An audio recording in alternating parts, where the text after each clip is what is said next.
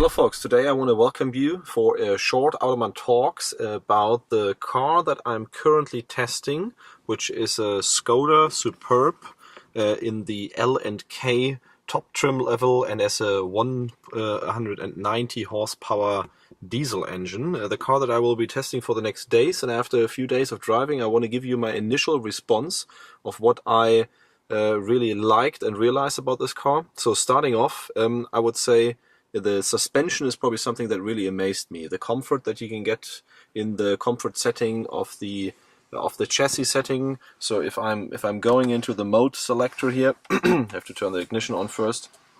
If I'm pressing the mode button here, it will bring me up to the screen, and you know all those from other Volkswagen cars or Volkswagen Group cars as well. So you can select comfort, normal, which is like the auto mode in other cars. Sport, of course, puts the transmission in sport, puts the steering in sport, or you can select individual, which you can of course then also configure. So I have the setting that the DCC, so the dynamic chassis control, is in comfort. I want the suspension, or I want the steering to be sporty, because although this car has 18-inch wheels, winter tires running on it, I always like to have a very nice feel in the steering, so I put it to sport, more or less support in the steering, that means. Of course, the engine should be in the normal mode. The adaptive cruise control should also be in the normal mode. If you put it to eco or whatever, it will never react, and you're not picking up the speed again once the car in front of you goes away.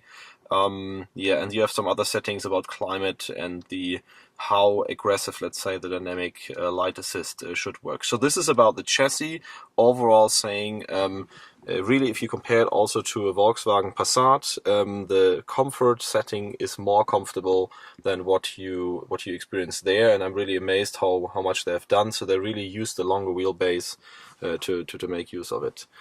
Something that is of course also new in this car, or we've also already seen it in some cars, is the Apple CarPlay function. So what I've done, I connected my iPhone with the cable, that is the normal cable that you also use for charging. You just put it in the USB port, and what comes up is just a little message telling you, okay, do you want to use Apple CarPlay? And on the car you just have to once accept the ŠKODA Superb whatever that is popping up. And therefore you have the possibility to use some of your phone's functionalities on the built-in display. So I would say it's probably in the beginning, this tool. I mean, specifically once we're looking at music, I mean, you can also use that with audio streaming and others. If I now go into it, you of course can browse your playlist that you have, or you can go through all the songs that you have purchased that are in iTunes. But on the other hand, of course, I mean, this is partly already available. A tool that's pretty interesting is probably if you go into the maps section. Of course, this car has a built-in navigation system, therefore you could argue, but the interaction, how this is actually working, and how you can also pick different viewing things here. It's getting your destinations from what you had before. Where you're driving before, for example, I was driving to ECC Rent, or I was driving to Hanover in that case. So it's picking up those destinations. So if you're saying, okay, I want to go to ECC Rent, you can also pick the routes and saying start, and it will give you the navigation to this place. I would also say cars that don't have a navigation system built, and this probably makes most sense. I mean, as we have here, of course, all the other menus and can get to the built-in navigation system, which is of course a very high class, a premium system. I would say it probably makes more sense for, let's say, lower spec cars. So next thing that really, let's say, caught my attention on this car, I would say, is the resolution of displays.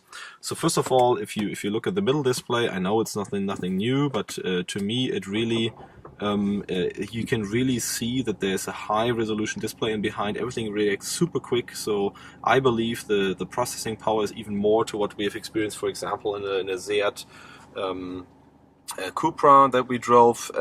This is carried over from the new Passat, so the processing power on the back, everything is good. Something that, for example, also is very good if you go into the driving backwards, and the rear camera really reacts perfectly, and the resolution is also very sharp. If I'm zooming in now a bit or showing this, you can really see a lot of details in here, and therefore of course it's a great tool. The next thing that really caught my attention is the light system. So this car is offering, you can maybe see it in here, there's a little light LED thing that goes on. You can also change the color between green and white. The interior quality and the inside cabin feel, specifically in this L&K trim, really steps up from what I've previously experienced in other Škodas. It's of course not an Audi yet, and some probably always say that the Passat of course also has a bit better build quality as well, but it is very, very close to what the Passat is offering, and the feel in here is very luxurious, and it's very, very nice to drive this car. So I hope you're enjoying this first, let's say, first impression of the car that I'm having. I will be uploading more videos in the next days, maybe even going into more detail with the techniques and the features. Simply clever features is the key word here on this car, and hope to talk to you soon.